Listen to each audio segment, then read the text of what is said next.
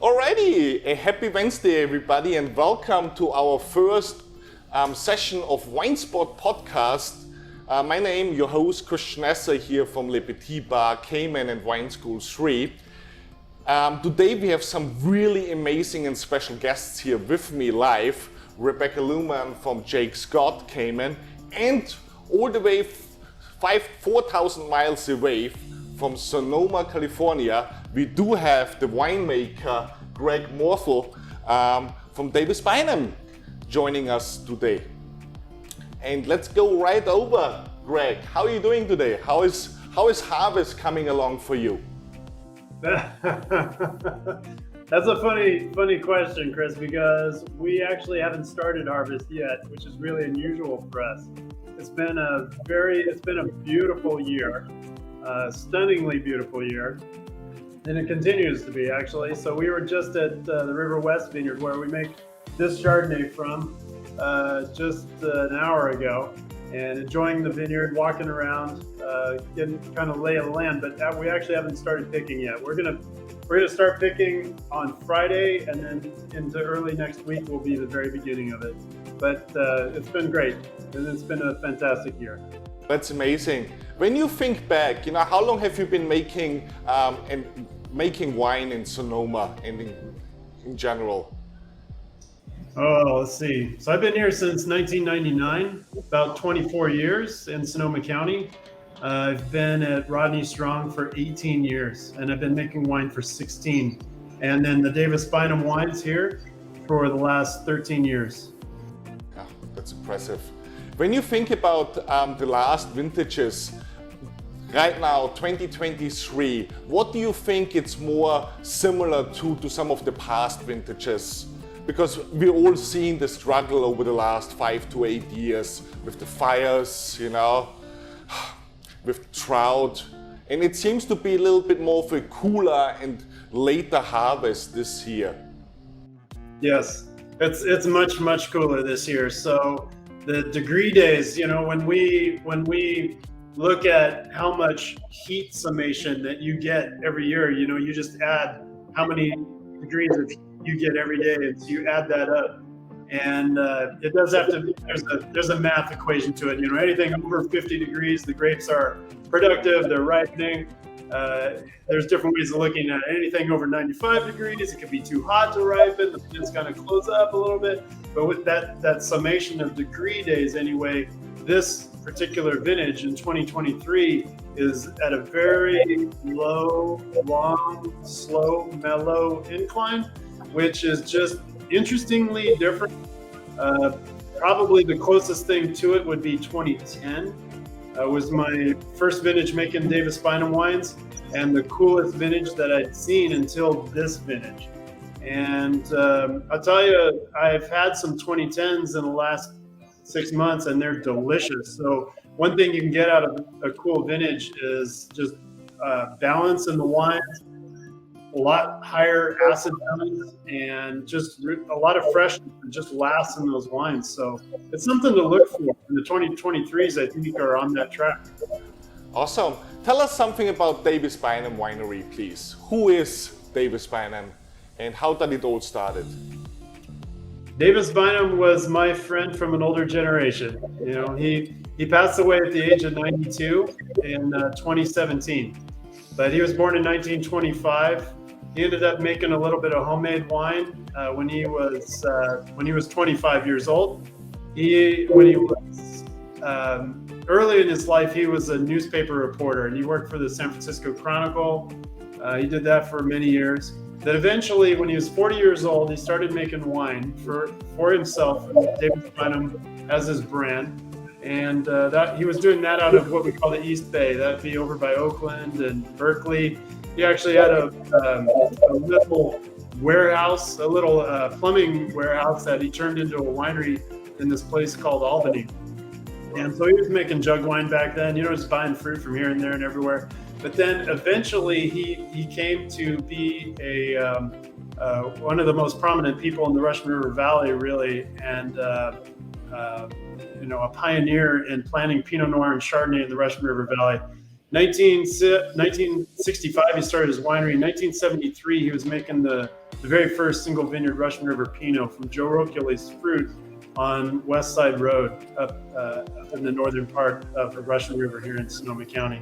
So he went from this period of having made homemade wine very early on to commercial winemaking in the 60s, which in and of itself was very, very early.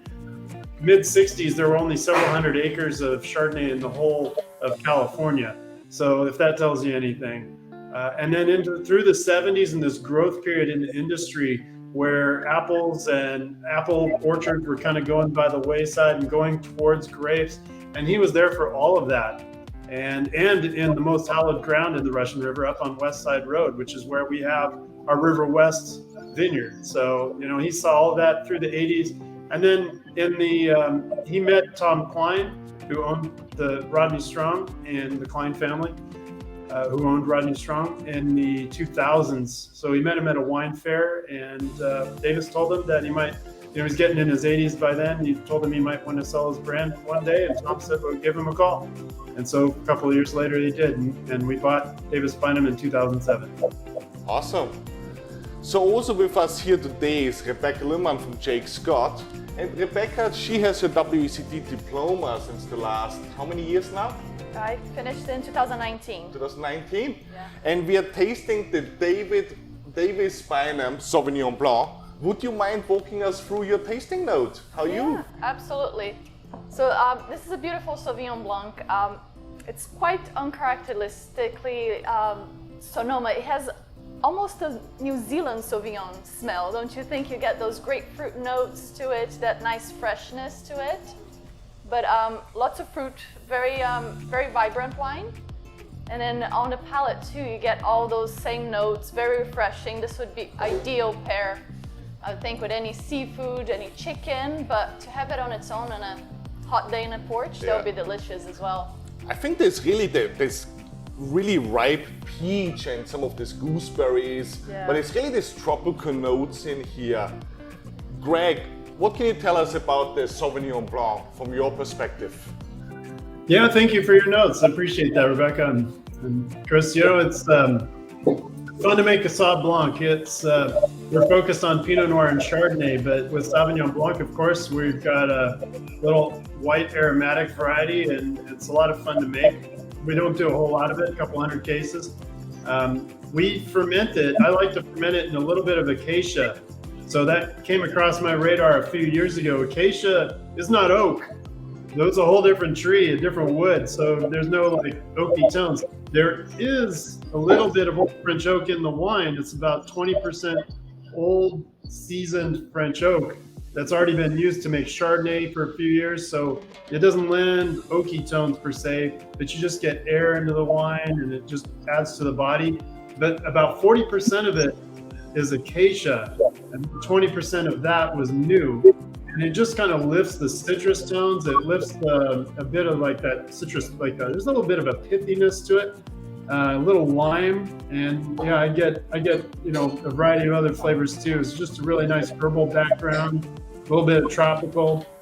So it's made 40% acacia, 40% stainless steel, which retains the acidity, and 20% in old French oak. But it came from a little 5-acre gem that we have right in the middle of the Russian River that we've been farming for a long time. And so just the vines grow in balance, and what you see is kind of what you get when you see a vine in balance, and especially this vintage, which was in the drought years and the vine was just kind of tamed down. Sauvignon Blanc can grow pretty big many years. So the drought actually had the effect of having the vines grow only a certain height. And I'm not sure that we even watered that year, to be honest. And we did a little bit of leafing. We got some sunlight exposure on those grapes, and the composition of those berries, as they matured, they went into those tropical tones and those citrus tones. And so we picked at the right time and then went down into the old French oak, the stainless steel, to make the wine. I mean, it's really impressive to see actually 100% Sauvignon Blanc from the Russian River Valley today. It's such a great quality and price point, because a lot of producers, they move away towards more the North Coast, right? And so having 100% Russian River Valley fruit right in here, And if everybody ever needs a little recommendation, you go down to Willie's, yeah, in Sonoma, and have some mussels and some Sauvignon Blanc from Davis Bynum, and you'll be just in heaven. Absolutely, yeah. You could take it out to the coast. You could picnic on the beach out at the coast, or go in Tamales Bay. There's a lot of oysters, and yeah, I mean, definitely with I agree with you, Rebecca, on the chicken. You could go that route, the white meats especially. Sauvignon Blanc can surprise. It's aromatic, so you can pair it with some more flavorful dishes. But you want to go something a little bit outside of the bounds. I mean, think we did curried lentils the other night. Something with spice, put a little heat in it, and pair that with a Sauvignon Blanc. Go really well. Amazing. So tell us about the flagship wines, the Pinot Noirs. I mean, we have your lovely Pinot Noir right here from the Russian River Valley, but I know you guys do much more than that. And tell us about your approach to Pinot Noir. Absolutely. I'm gonna pour myself a little bit. So I think Pinot Noir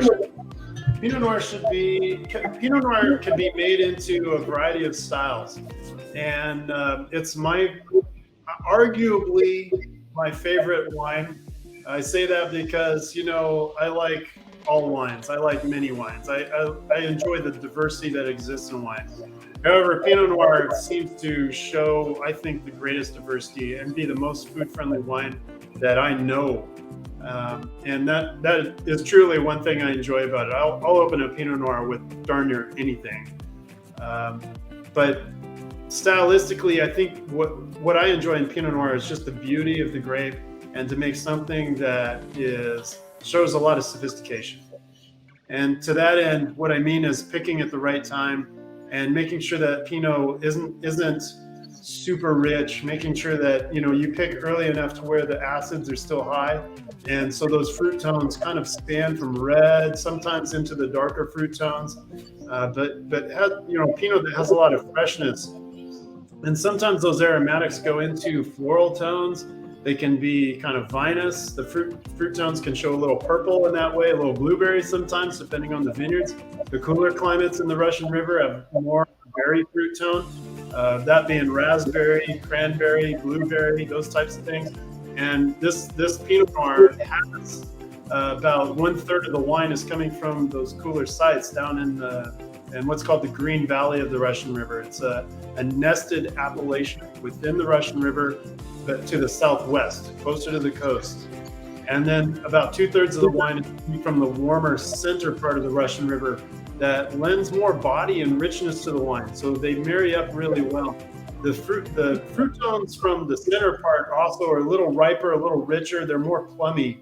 That contrasts really well with the berry fruit tone from the cooler area. So you're getting the berry fruit and the acid from the cooler southwest, the Green Valley area, and then you're getting the body, the oiliness, the richness from the center, plus a little riper fruit tone. And marrying those things up just makes a wine, I think, that can be very sublime. As a winemaker, it's a harder wine to make. It's Pinot Noir can show you a lot of different faces, and it can be somewhat troubling to grow and to make into a wine. But it also, when it's at its best, it's just sublime. And I think there's nowhere in the world that does it better anyway than the Russian River. Absolutely, right? Since we're speaking about growing, for some of our Pinot Noir geeks out there who are really into the clone parts of it, right? Tell us, don't go too deep into it, right? But tell us, what's your favorite Pinot Noir clone? Okay, well, my favorite, to pick a favorite, it's really tough. I have 2 kids, and so that's kind of a similar question. I think my 2 favorite clones anyway, having 2 kids, I'll pick 2. Yeah. They're very different. Clone 115 is one of the famous Dijon clones that came over in the 1980s. It's what I love about it is it's reddish fruit. It just captures the cherry fruit that I think is so endemic to the Russian River Pinot Noir. It's just so core to Pinot Noir around here. But it also has a little fruit tone, a little floral tone to it. So if you take cherry, you add a little rose petal, to it. You know, that's what Clone 115 comes out like. And it's really well balanced. I mean, it's a complete wine on its own. It's just delicious and lovely. It's very sophisticated and elegant. The other clone that I would pick is Clone 667, another Dijon clone. And there are many clones that do have a lot of nuances and add a lot of nuances when you make a blend like this, because this has about 8 different clones in it. But those 2 are my favorites. And the 667 adds some black tea, a little bit of spice, and I like that as much as anything. I would back all that up with a little bit of this heritage clone called Pommard. I know there's a region called Pommard in France. It was brought over to the United States in 1951 by Dr. Harold Olmo, a researcher, a professor at UC Davis. And it's leathery and earthy and kind of rich and oily. So it's a bodybuilder for the wine. So let's say you pick that 115 with its cherry and fragrant tones, the floral tones, and beautiful acidity and balance. And you pick that 667 with the spice and the black tea and the slightly darker touch, a little bit of like a darker plum tone in there in the background. And then you add some leathery, earthy, kind of Burgundian, oily, rich Pommard in the background. Let's say about 20%. You know, you're on your way. You're on your way to big things. But, you know, and so we've got a couple other clones that we add beyond that. But those are kind of the frame things. Well, awesome, Rebecca. What's one of your highlights of the Pinot Noir? Oh, I like this Pinot Noir very much. It's very elegant, but still very powerful, a lot of complexity to it. And as you mentioned, the first thing you get on the nose is that red cherry. That's the first thing. But then when you go a little bit deep, you get those floral notes to it, a little bit of that spiciness to it. So, yeah, delicious wine. Awesome. And now, as we do say, it's liquid, lively, and fun. Yeah, it's Pinot. It's mysterious, you know. Sometimes even the same block can turn out very differently. The way I see it, each of these blocks kind of has its sector, you know, on this wheel. And, you know, the 115's here and the 667 is here, but the Pommard is way over here. And we've got this clone called 2A, the Wadensville. It's one of the Swiss clones. It adds more tannins and more structure to the wine, but it has good acidity. In fruit tones, it can be cherry or black cherry, but it usually adds kind of a little bit of grapiness, you know, a little vinous tone. So they all add their own thing. And then when you're blending different vineyards, you're, of course, as a winemaker, you're always out there walking the blocks and tasting the grapes and seeing how they're developing that year. But they can turn out a little different. And depending on everything, including how Mother Nature was to begin with, but how much crop was out there, if you green dropped and all that kind of stuff, the aspect of the vineyard, which is the way the vineyard faces. Does it face east? Does it face west? You know, how it all turns out each year will be a slightly different thing. So it's kind of a fun ride to make wine. You definitely aren't making the same thing every year.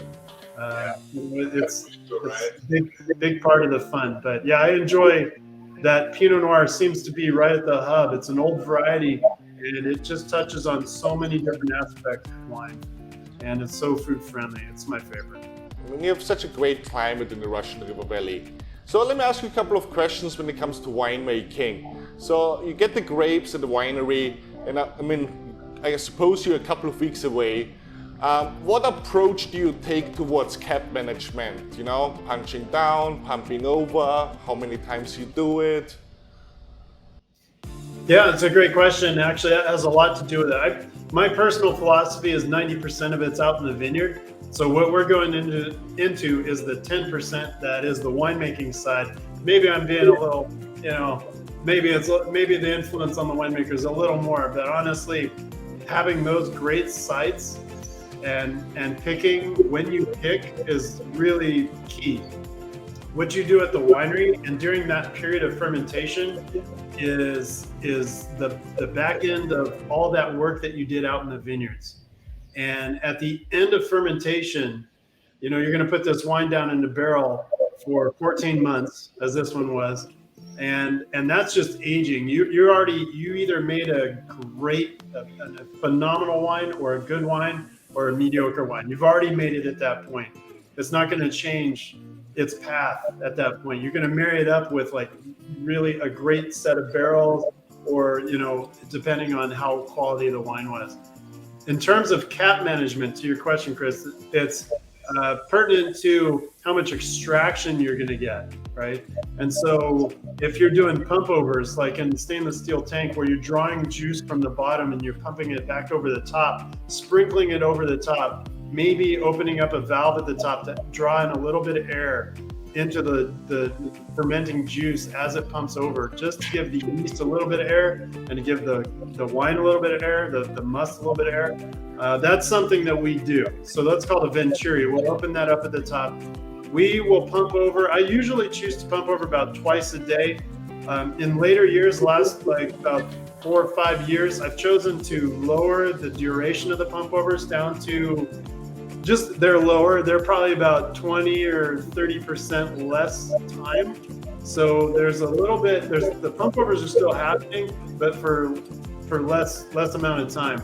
The punch downs, we're doing those in smaller, we're doing them in little barrels and concrete fermenters that we have that hold about 0.8 tons.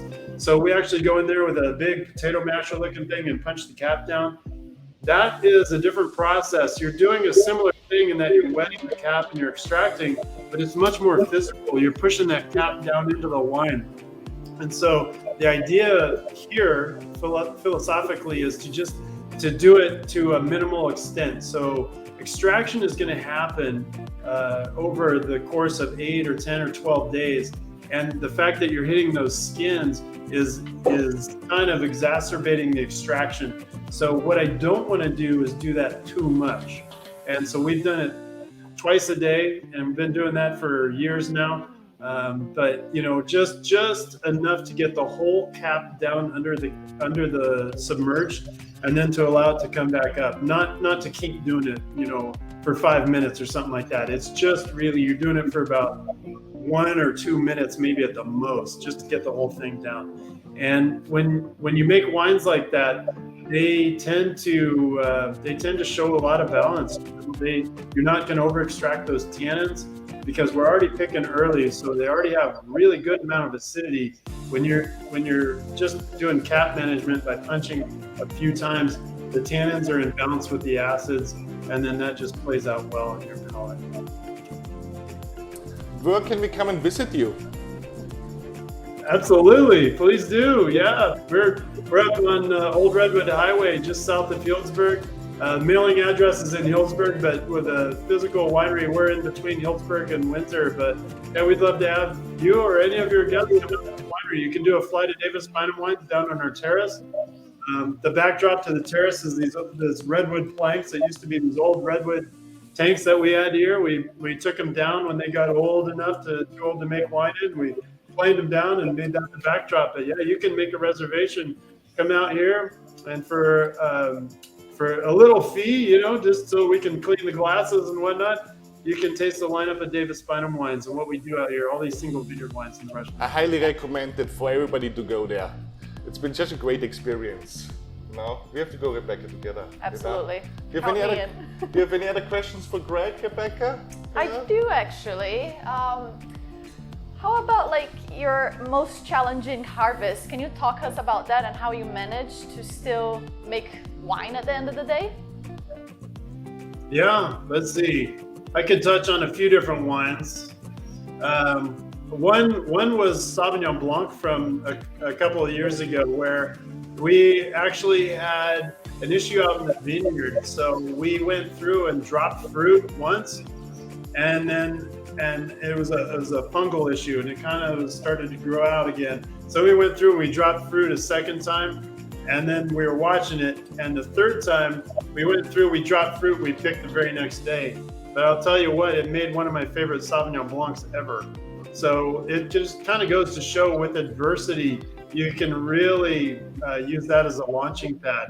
I mean, for one thing, the fungus, I think, attacked the more inferior fruit that was out in the vineyard, the stuff that was just having issues anyway. It's not something that we saw in any other vintage, but this one particular vintage we did. And so that was something that we just had to deal with.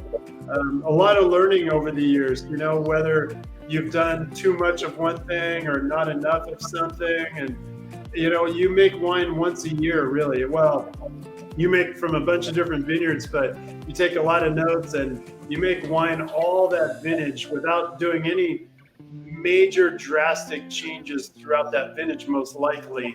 But the next vintage, you might choose to really start steering again over the vintages. So as I've been doing this for the last 13 years, I mean, it's just been a process of going towards, okay, earlier picking, going towards,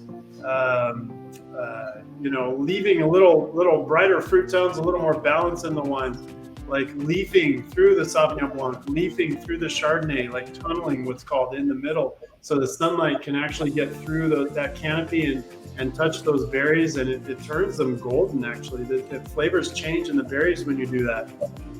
Another challenging vintage, though, Rebecca, to your point, your question, would be the 2010 vintage.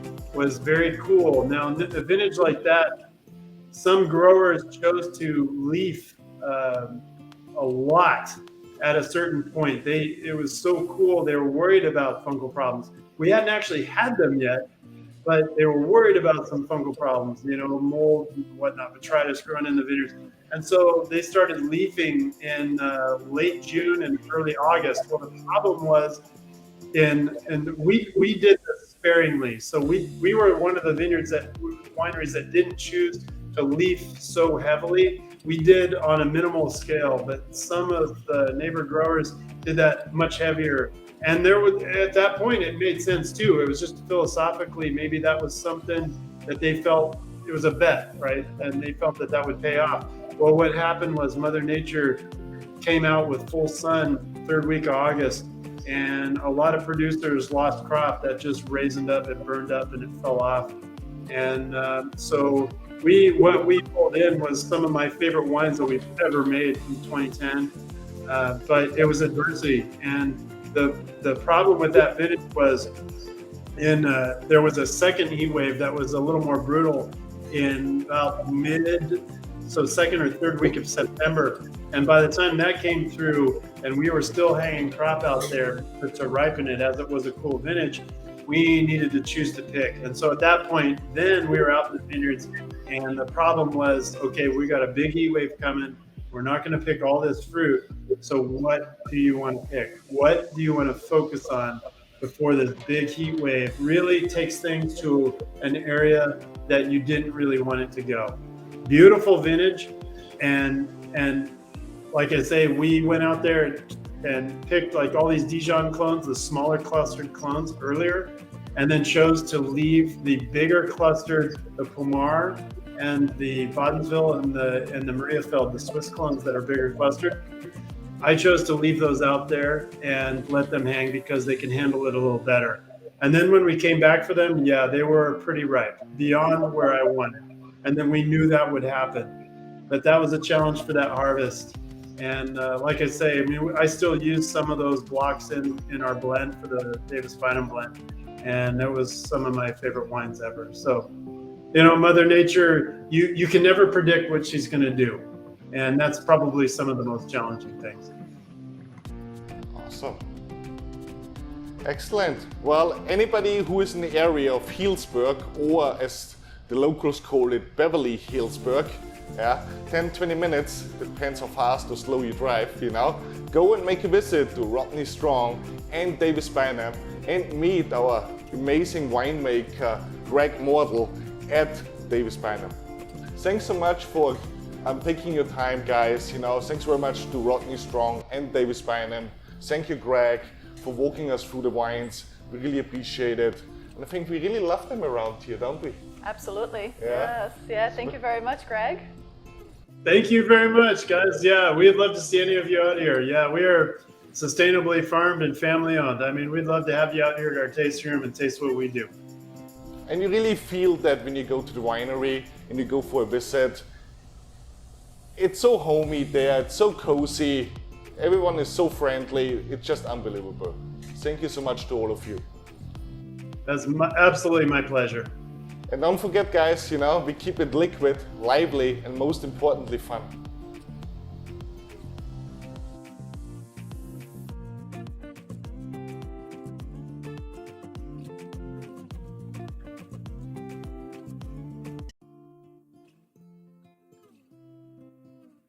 Thank you so much for being here today. It's such a wonderful pleasure having you. Thank you for having me. It's a pleasure to be on the first episode. And absolutely, yeah, we just launched this and we're so happy. Can you tell us a bit about yourself and the journey of the world of wine? Yes, absolutely. So my passion for wine actually started as a kid, when in New Year's my dad would buy some champagne and he would let me have a little bit of it, just a sip. And I always enjoyed it so very much. And he always told me that if I wanted to enjoy champagne on a regular basis, I would have to work really hard. So what I did, I worked smart. I went to the wine industry. But that actually, it was after a while. I started in hospitality, that's my background, and decided on a career change for something that I was truly passionate. So wine was a passion of mine. I had done a wine course for fun when I was in university, and back in 2018, I took my WSET level 3. Wow. So I furthered my wine education and got a job as a sales rep in London selling South American wines. And while I was doing that job, I finished the level 3. I also started my WSET level 4, which is the 2-year diploma. Yeah. And it's not many places in the world you can do that. So I was in London at the time and took advantage to go to the WSET school over there and took that course. So I finished that in 2019. And that same year, thank you, I moved back here to the Cayman Islands. And currently I'm working for Jacques, who's a wine distributor, and I love my job. So yes. Awesome. What do you think some of the key responsibilities and challenges are as a sales rep, as a distributor?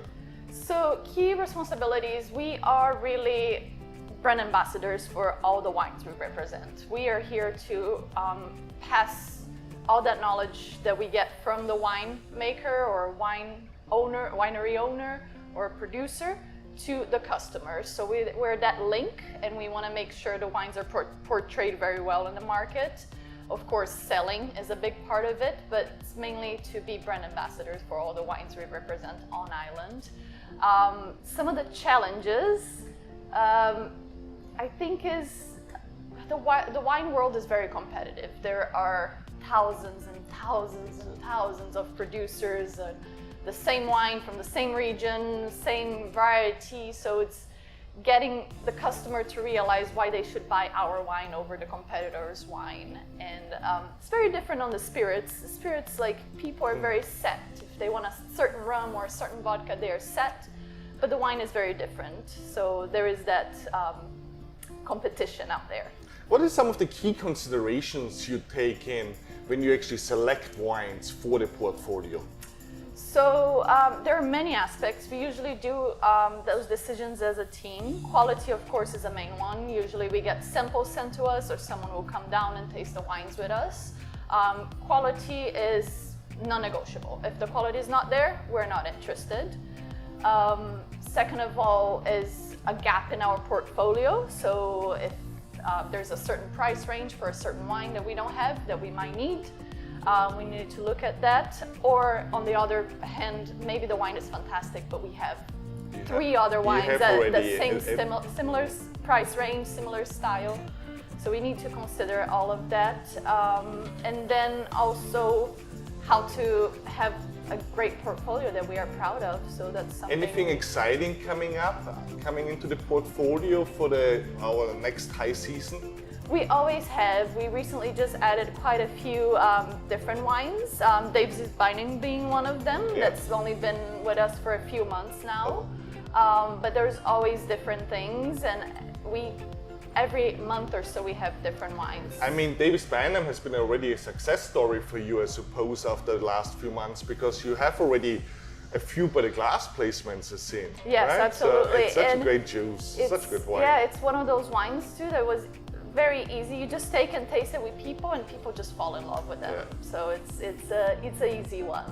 What do you see at the moment trend-wise, grape variety-wise, is really gaining more and more popularity? What's coming up and what's going more down? What are people asking for more so these days, and what do you see people not asking for anymore? So it's funny, there's been a big revival with Burgundy and Sancerre wines, and especially Sancerre. It was very popular, I want to say 7-9 years ago, it was very popular, and it seemed to have died, and now that trend is back up where we can't even keep it in stock. We are constantly running out, and combined with a couple of bad vintages between 2020 and 2021. There really was a shortage of Sancerre briefly, wasn't there? And it seems like when there's a shortage, everybody wants it. Everybody wants more. Yeah, it's crazy. Yeah, so that seems to be the trend, and of course always sustainability. People look at it. People are after wines, vegan wines as well, and small producers too. People love to find out about different producers, so yeah.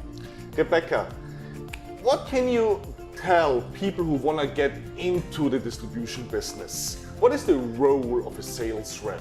And how do you maintain relationships with your clients?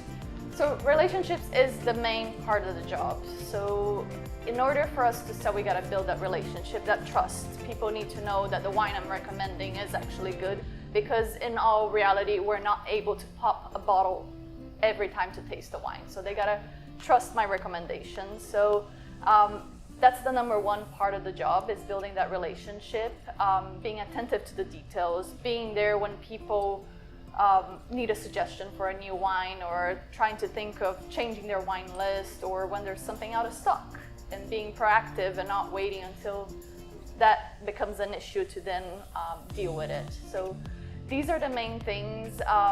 There's a lot of time spent on the road for a sales rep. So we're constantly, and people glamorize it a little bit, but we're constantly out for dinners and entertaining vendors that come in, winemakers and clients as well.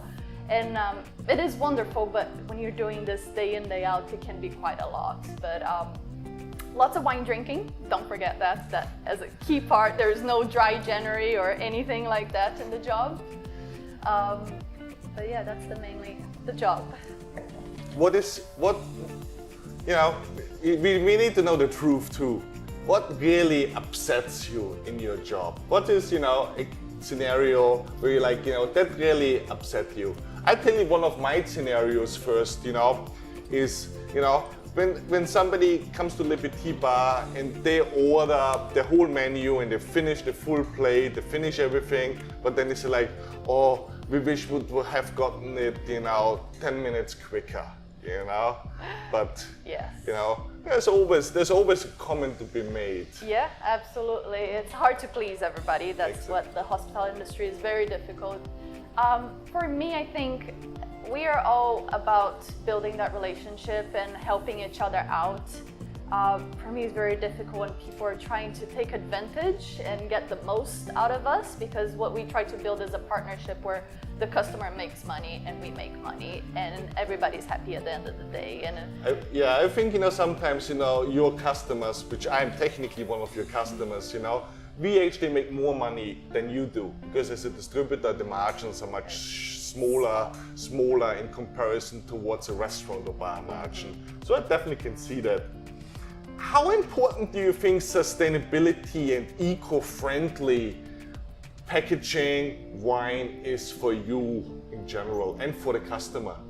It's very important, but it's also a very difficult aspect to deal with. So we try as much as we can to deal with producers that are sustainable, because that's what we want to see out there.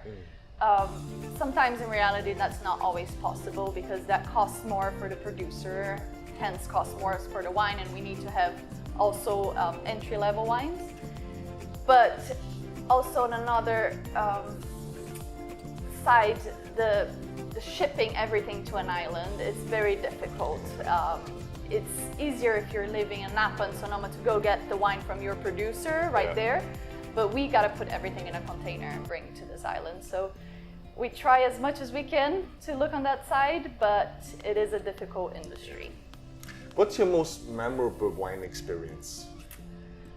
This was probably my first years in the wine industry when I was still living in London. I went to Argentina to visit a producer, Leumann, and this winemaker had a little house with a restaurant, not a restaurant, a kitchen, where he made us food. Like it was me and another a distributor at the time, and to sit there with this winemaker, and he would walk us through the wine, and then he would take us just outside. It was the vineyard, and he'd be like, look at this clone, this comes from this clone, and it has the leaf shaped like this, and this wine comes from that clone and is shaped like this, and this ripens early, and this berry is like this, but this berry is like that. That's why the wine tastes like this. And to have that so hands-on, to just walk outside and being able to see that with my own eyes was beautiful. As you said earlier, there's so many wines out there, thousands of different grape varieties. Every country around the globe almost makes wines. Nowadays, yeah. How do you stay on top of the trends and the newest innovations in the wine business? So always following all the wine magazines, of course, your Wine Spectator, Decanter, try to get the news from different sides of the world. Visiting the producers always and being in touch. We constantly have calls with distributors to know what's new, and winemakers to explain us what's going on. And also social media is a big part of it. I must say, like, I follow most of the producers we distribute, and that's a lot of them on social media, and they're always putting very interesting things out there. Some are more marketing focused, and some are more like wine nerds, which is actually a lot of fun for people like us. So I do tend to get a lot of information out of there as well. So how important do you think wine education is in this business? Very, very important. It is to know from where the wine starts to how it gets to taste the way it is, to how it fits on a restaurant listing, and how does it pair with the food. So very important. I highly recommend wine education for anyone trying to go into the wine industry. Oh, awesome. Yeah. Rebecca, so you're out there on the road constantly, out for lunch and dinner. Yeah, jealous. You know, I should come and join you. So you eat a lot of amazing food, from like the Ritz-Carlton to Tilly's and Seafire. What was one of your most memorable experiences when it comes to food and wine pairing? I know it's a tough one, huh? It is. People always ask me, what is my favorite wine? It's like, well, you know, really depends on the moment, right? Yeah, there's so many. absolutely. And we eat so much good food, and we drink so much great wine. Yeah, absolutely. And I think, in general speaking, this is something we sometimes do as a team. We'll go out for lunch and we'll say, for example, everyone brings a bottle of wine. Sometimes we have a theme, sometimes we don't, just bring wine. But everybody brings a bottle of Chardonnay or something, or Spanish wine or something. And I love that, because we get to sit there with 5 different glasses of wine and taste it, and then we order whatever we want. And just to taste those different wines side by side with the same food. And even though, yes, we're trained to know what pairs better, sometimes we surprise ourselves. You never expect something. And some wines, for example, I'm not a big fan of oaky Chardonnays, but I've had with delicious dishes that made that wine taste so much better, while on its own I wouldn't drink it, and it's so mind-opening. Absolutely. What would you recommend wine-wise out of your portfolio right now? What are some of the highlights from your portfolio? A couple of personal for me. I'm gonna do a white and a red. Please. So for the white, it's called the Vida Romance Pinot Grigio, which is a Pinot Grigio that has a bit of skin context. So orange in color, pale orange.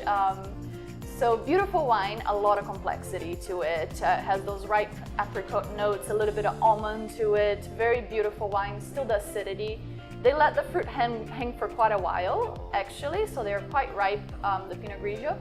And then it's small yield, so very concentrated. It is a wine, I like it on its own, but it's beautiful to pair with food, very food friendly. Any chicken, seafood, vegetables. I think even pork goes well with that one. So that's a personal favorite for the whites. For the red, it's something you serve over here. Ooh. It's the Girardin Pinot Noir, the nice. Bourgogne Pinot Noir. Burgundy is my favorite wine region to begin with. I love Chardonnay and Pinot Noir. But that wine is a really good value for money. The producer is very good. Girardin is one of my favorite producers for all types of wine, but that one is a very affordable, everyday drinking Pinot Noir. So Amazing. yeah, so it's a good one. Well, thank you so much, Rebecca, for your time today and for joining us in our first podcast. And thanks for all of our viewers out there. Make sure that you keep it liquid, lively, and most importantly, fun, guys. Thanks very much, everybody. Thank you for watching. Thank you for having me. Thank you.